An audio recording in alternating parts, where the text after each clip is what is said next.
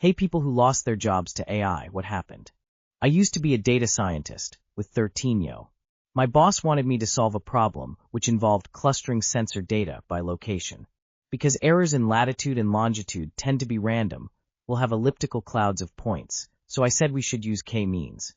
My boss picked up his laptop, turned it around, and said, "But Copilot says that we should use Discan." I researched Discan and found that it would be very slow and do the wrong thing in a worse way.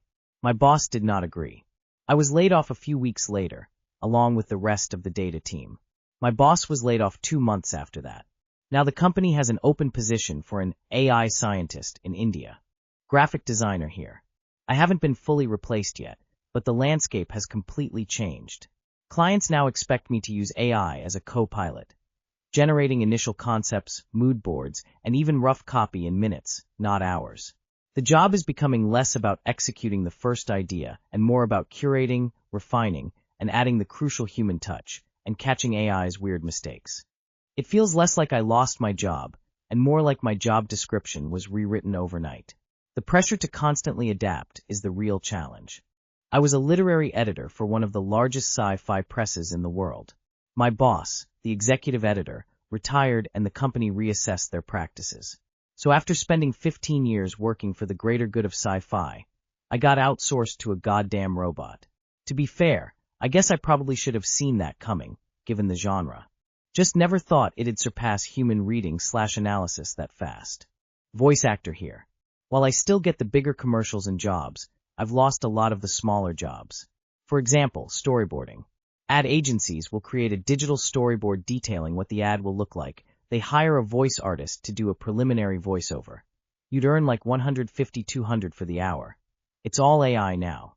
I've worked on campaigns where all of the voice artists refuse to sign their contract because there's a new clause in it. If they sign it, they're signing the rights of their voice over to AI, so this client can use their voice without them ever having to record anything else again. They all refused. The client just recast all of them. I worked for a newspaper as an editor. I was basically a glorified spell checker. They automated my job for less than $1,000 a year. Now, I bartend and drive school buses to make ends meet. Not me, but one of my close friends worked at a call center that was specifically for the hard of hearing/disabled. The people who have the phones that have screens that write out/speak the text. Her job was to basically subtitle each call that came in. She would type out the conversation as it was happening for the disabled person. As you can imagine, they were all laid off and replaced by AI. I've heard it's already caused legal issues and people suing for the AI telling them incorrect info, like from doctors or medical-related conversations. Was making 3D models for 20 years, but since AI became a thing, most people just skip the 3D stage altogether and just generate the final image or video instead. AI is still trash at 3D modeling, but it's great at generating the final product, making the models themselves unnecessary. Working retail now. I didn't yet lose my job to AI, but I feel I am falling behind as most people are actively using AI in their creative careers, which I don't because you need to buy credits to do anything. I don't want to be chained, but yeah, it's hard to match the level or work of people that use AI. I used to chug 850 gallons of water an hour. Then along came AI and I lost my job. My brother lost his job to AI this month.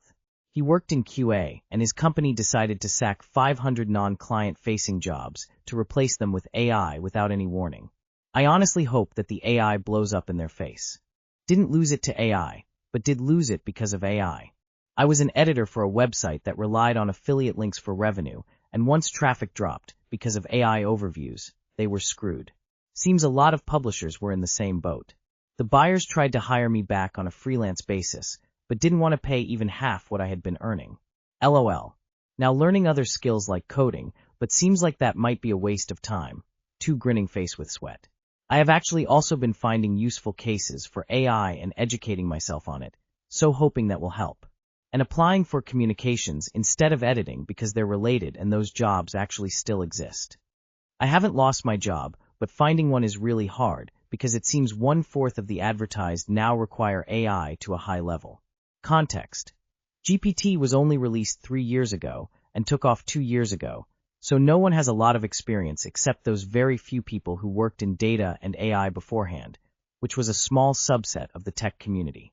So whilst I'm no slouch, not having a track record of AI implementation success stories under my belt makes me look less attractive as a candidate. Luckily, it was just my side hustle, although a lucrative one. I used to be a note-taker for technical meetings, including some remote meetings. Then various programs rolled out AI transcription services. The results are not as good as what I was producing, and actually have critical errors not infrequently. Did you know can and can't sound extremely similar when spoken in a room with poor acoustics? But I can't really expect people to be willing to pay my rates when there's something literally free that produces about 70% of the quality, and I wasn't interested in doing it for lower rates, so there went that side hustle. Even in government agencies that couldn't use the programs, it still devalued the perception of my work and what someone would be willing to pay for it. This just happened yesterday, so new wounds. They had us train a chat bot, so we made the resources to feed it. The chat bot was supposed to help us with the load.